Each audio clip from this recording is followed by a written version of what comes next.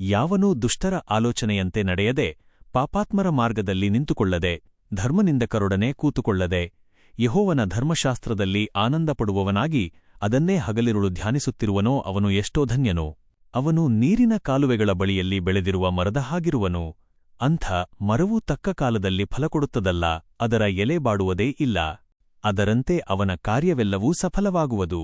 ದುಷ್ಟರೋ ಹಾಗಲ್ಲ, ಗಾಳಿ ಬಡುಕೊಂಡು ಹೋಗುವ ಹೊಟ್ಟಿನಂತಿದ್ದಾರೆ. ಆದದರಿಂದ ದುಷ್ಟರು ನ್ಯಾಯವಿಚಾರಣೆಯಲ್ಲೂ ಪಾಪಾತ್ಮರೂ ನೀತಿವಂತರ ಸಭೆಯಲ್ಲೂ ನಿಲ್ಲುವುದಿಲ್ಲ. ಯೆಹೋವನು ನೀತಿವಂತರ ಮಾರ್ಗವನ್ನು ಲಕ್ಷಿಸುವನು, ದುಷ್ಟರ ಮಾರ್ಗವೋ ನಾಶವಾಗುವುದು.